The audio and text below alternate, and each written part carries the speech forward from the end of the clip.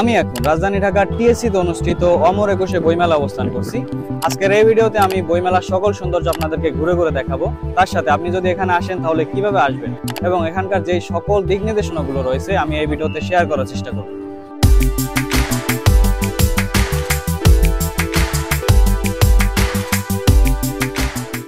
Hey guys, assalamu alaikum. It's me Abhi Chaudhary and welcome to my official YouTube channel and Facebook page.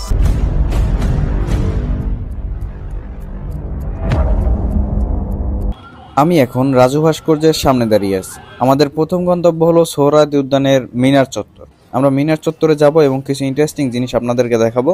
দেন ওইখান থেকে আমরা আসবো বইমেলায়। তো গাইস, আমরা ভিডিওর ইন্ট্রো নেওয়ার জন্য আসছি এই যে টিএসসির এই পাশে যে বড় মিনারটা রয়েছে এইখানটাতে। আর আমার সাথে আছে আজকে ওয়ান অ্যান্ড অনলি রাকিব, আরও একজন নতুন অতিথি আছে আমার সাথে এই যে এই দিকটায়। তো এই হচ্ছে দুইজনই। তো যাই হোক, এখন আমরা যাব হচ্ছে বইমেলার ভিতরের দিকে আর বইমেলার সৌন্দর্য আপনাদেরকে ঘুরে ঘুরে দেখাবো। মিনার চত্বরে আসার মূল যে উদ্দেশ্য সেটা এখনই আপনাদেরকে দেখাবো।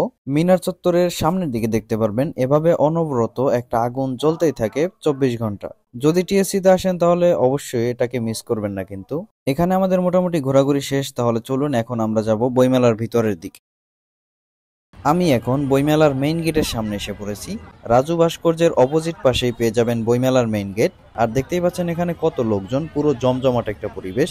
অমর একুশে বইমেলা পুরো ফেব্রুয়ারি মাস জুড়ে চলবে সোহরাওয়ার্দী উদ্যানে। বইমেলায় প্রবেশ করতে কোনো টিকিট প্রয়োজন হয় না, শুধুমাত্র আপনি ফুল বডি স্ক্যান করে ভিতরে প্রবেশ করতে পারবেন অনায়াসে।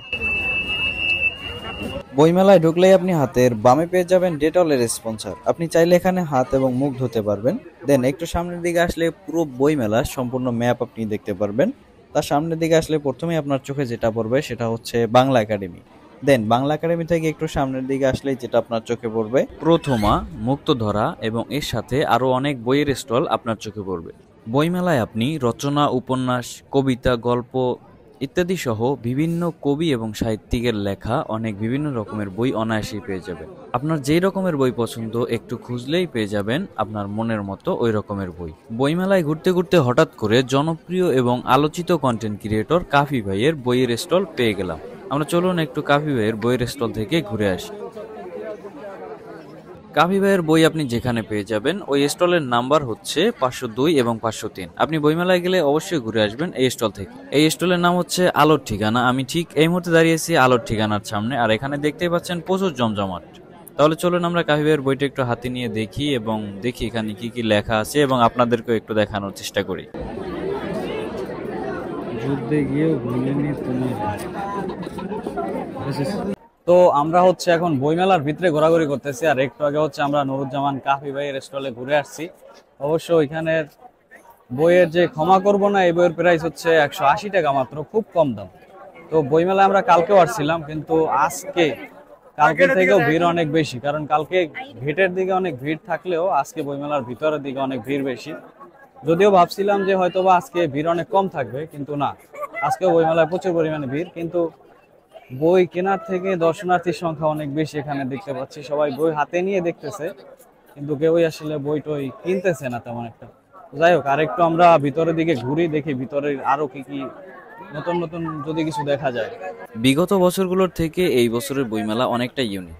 এবছর বইমেলায় অনেক নতুন নতুন স্টল বসছে এবং অনেক বেশি স্টল বসছে এই বছরের বইমেলায়। তাছাড়া এই বছরের বইমেলা প্রচুর পরিমাণে জমজমাট এবং অনেক অনেক লোকজন, যা আপনারা ভিডিওতে দেখতেই পাচ্ছেন।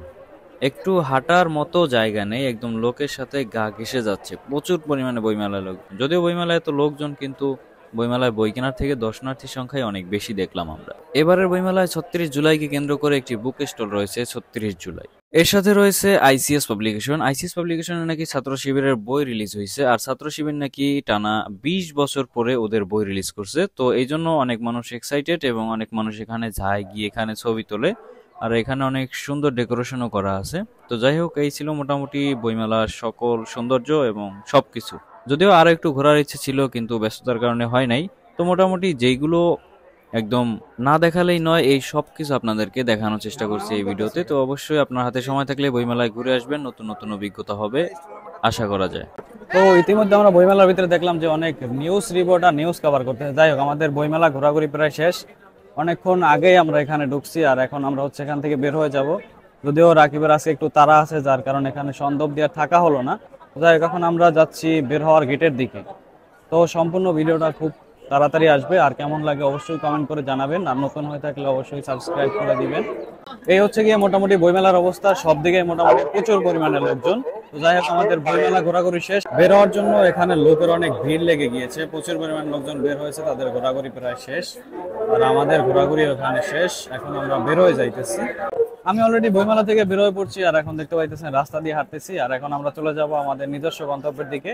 বইমেলায় ঘোরাঘুরি আজকে এখানের মতোই শেষ। তো দেখা যাক, সামনে নতুন কিছু থাকলে অবশ্যই রিলস আকারে আসবে, ব্যাপার না, চিল। তো গাইস, আমাদের আজকে রমরে বসে বইমেলার ব্লগটা ছিল এই পর্যন্ত। দেখা হবে খুব শীঘ্রই নতুন কোনো জায়গায় নতুন কোনো ভিডিওতে। ততক্ষণ অবধি সবাই ভালো থাকবেন, সুস্থ থাকবেন, আল্লাহ হাফেজ।